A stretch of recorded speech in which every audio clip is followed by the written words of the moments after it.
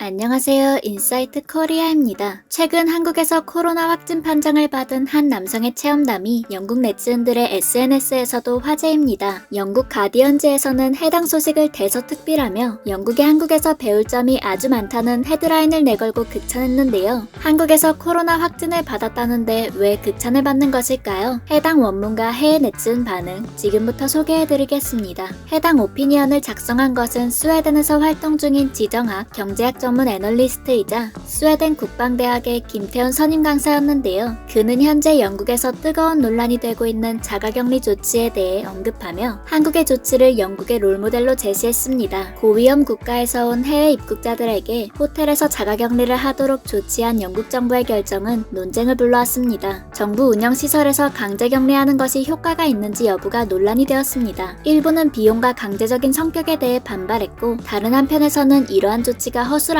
효과가 미미하며 너무 늦었다고 일축했습니다. 한국의 코로나 환자 격리시설에서 제가 겪은 경험은 이러한 논쟁에 도움이 될지 모릅니다. 작년 11월 저는 휴가에 가족들을 만나러 한국으로 날아갔습니다. 서울에서 겪었던 복잡한 입국 절차를 짧게 요약하자면 다음과 같았습니다. 저는 코로나 추적 앱을 다운받아야 했고 체온 측정을 하고 사전에 승인된 택시를 타고 집에서 가장 가까운 공립병원에 가서 PCR 검사를 받았습니다. 그러고 나서 2주 이상 집에서 자가격리하는 것이 의무였습니다. 집에 도착한 저는 부모님과 할 수 있는 한 접촉을 최소화했습니다. 두 분 모두 전체 시간 동안 마스크를 착용하고 계셨으며 곧장 저에게 제 방에서 따로 머물러야 한다고 명시했습니다. 검사 결과는 다음날 아침에 나왔는데 저는 제가 양성 판정을 받았다는 것을 알고 깜짝 놀랐습니다. 왜냐하면 저는 아무 증상이 없었기 때문이죠. 제가 더 충격을 받은 것은 지역 공중보건 서비스 직원이 저를 정부시설로 데려가기 위해 집으로 직접 왔다는 것입니다. 그들이 저를 이송한 다음에는 더 많은 방역당국 직원들이 전신 방호복을 입고 저희 아파트를 방역, 소독하러 왔습니다. 그들은 제 부모님을 확인한 후 검사를 받으러 가시라고 말했습니다. 증상이 아무리 경미하더라도 코로나에 걸렸다면 한국에서는 집에서 자가격리하는 선택지는 없습니다. 그리하여 경미한 증상을 가진 코로나 환자들의 격리시설로 이용되고 있는 서울 중심부의 유스호스텔에서 저의 14일간의 체류가 시작되었습니다. 저는 중간 크기의 기숙사 방에 머물렀는데 텔레비전과 욕실, 주전자 등이 갖춰져 있었습니다. 14일간은 아무도 방을 떠날 수 없습니다. 저는 배달된 식사를 가져올 때와 쓰레기를 내어놓을 때만 문을 열 수 있었으며 쓰레기 역시 방역, 소독 처리되었습니다. 누군가가 나가려고 시도한다면 전체 방송으로 엄중한 경고를 받게 되어 있습니다. 또한 격리 규칙을 어긴다면 기소될 수 있다는 점을 매일 상기시켜줍니다. 그러나 이러한 제한 조치들에도 불구하고 두 가지 특징이 무척 두드러졌습니다. 첫 번째는 제공되는 서비스의 수준이었습니다. 모든 환자들은 필수품 상자를 제공받았는데 그 안에는 바디워시, 샴푸, 컨디셔너, 칫솔, 면도 키트, 두 가지 종류의 소독제, 마스크, 수건과 슬리퍼 등이 들어있었습니다. 음식 역시 훌륭했습니다. 심지어 런던에서 제가 방문했던 비싼 가격의 한식당보다 대부분 더 맛있었습니다. 이러한 것들은 한국 국민이라면 모두 무료로 제공됩니다. 시설의 간호사와 의사는 매일 각각의 환자를 하루 2번씩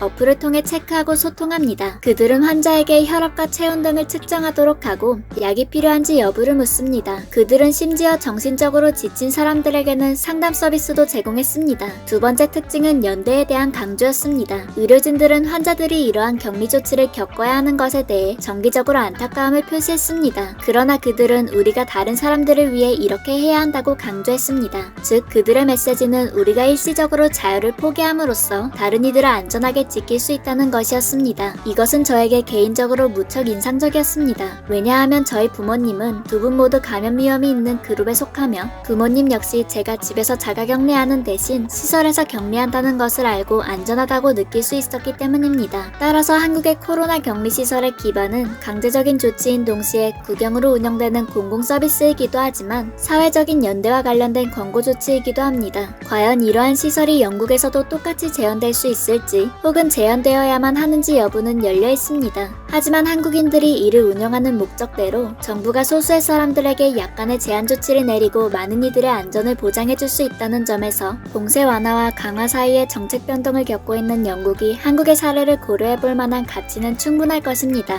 과거에도 가디언지는 왜 한국은 코로나 바이러스에 승리하는가, 한국에서는 국민들이 국가를 책임진다는 보도를 통해 한국인들의 높은 시민의식과 연대의식을 언급했는데요. 널리 인정받고 있는 검사, 추적, 치료정책 역시 고품 고품질 공공서비스에 대한 한국인들의 기대에서 비롯되었다며 효율적이지 않으면 결코 가만히 있지 않는 한국인들의 특징을 조명하기도 했죠. 이러한 가디언즈의 보도는 영국 네티즌들은 물론 해외 전문가들에게도 큰 감명을 주었고 현재 해외 SNS에도 계속해서 공유되고 있습니다. 영국 레스터 대학교의 의학 교수는 우리는 한국처럼 코로나 종식을 위해 철저하게 대응한 나라들에서 배울 점들이 많습니다. 라며 증상이 아무리 경미하더라도 코로나에 걸렸다면 한국에서는 집에서 자가격리하는 선택지는 없습니다. 라는 문장을 인용했고 텔레그래프지 아시아 특파원 니콜라 스미스 및 다수는 그들은 우리가 다른 사람들을 위해 이렇게 해야 한다고 강조했습니다. 즉 그들의 메시지는 우리가 일시적으로 자유를 포기함으로써 다른 이들을 안전하게 지킬 수 있다는 것이었습니다. 라는 본문 내용을 인용했는데요. 이에 많은 해외 네티즌들은 한국에서 전 국민이 공유하는 놀라운 공통규율입니다. 서구 국가들은 아직도 타인을 배려하기에는 너무 이기적이죠. 제 동료 중에는 아직도 코 밑으로 마스크를 쓰는 사람이 있답니다. 우리는 다음 팬데믹을 대비해서 보고 배워야만 합니다. 이런 젠장, 우린 아직도 아무것도 배우지 못했어요. 누구는 격리하러 가고 누구는 안 가니까요. 영국이 배워야 할 것, 하지만 결국 배우지 않을 것들이 수두룩 빽빽이네요. 등 놀라움과 한탄을 쏟아냈습니다. 유행병 관련 전문가들은 특히나 최근 다시 확산세를 통제해내고 안정세로 들어선 한국에 더욱 주목할 수밖에 없는 상황이라고 합니다. 한국은 코비드19를 대거 통제해냈으며 훌륭한 검사와 동선 추적을 갖췄습니다. 한국이 다시 코로나를 이겨냈습니다. 미국은 그렇지 못했죠. 경제 성장 데이터는 코로나 통제를 해낸 보상을 보여주고 있습니다. 또한 글로벌 팬데믹 상황 속에 한국에서 거주하는 저는 한국으로 재입국한 절차에 대해 써볼까 합니다. 이건 런던 히드로 공항에서 5분 만에 끝나고 나가던 것과는 차원이 달랐어요. 한국에서는 24시간이 걸렸습니다. 라며 입국에 필요했던 꼼꼼한 조치들을 설명한 외신 기자의 SNS에 올라온 체험담도 많은 해외 언론인들과 영국 네티즌들의 마음에 불을 지르고 있습니다. 정말 눈이 번쩍 뜨이는 글입니다. 한국이 얼마나 코로나에 진지하고 철저하게 대처하는지 악마도 머쓱해질 만큼 형편없는 서구 국가들과 너무 비교되네요. 한국은 우월한 기술을 가졌어요. 와우, 한국은 단결해서 해내고 있네요. 미국도 같은 절차를 도입하면 좋겠어요. 저는 미군으로 서울을 여행했던 적이 있었는데 한국이란 나라 정말 좋았어요. 또한 영국의 매트 헨콕 보건장관, 보리스 존슨 총리 등을 태그하며 이걸 꼭 읽어보시길 바랍니다. 라는 간절한 트윗을 날리는 이들도 속출할 정도였는데요. 현재 백신 접종이 코앞으로 다가왔지만 전 세계적으로 충분한 집단 면역이 형성되어 일상을 누리기까지는 올해에도 상당 기간 장기전이 지속될 것으로 예상되고 있습니다. 확실하게 해내기 전까지는 직성이 풀리지 않는 한국인들의 특성대로 더욱 안전한 한국이 될 때까지 한국 역시 쉬지 않을 예정으로 보입니다. 이번 다가오는 설 역시 모두가 안전하고 따뜻하게 보내시기를 바라겠습니다. 지금까지 인사이트 코리아였습니다. 감사합니다.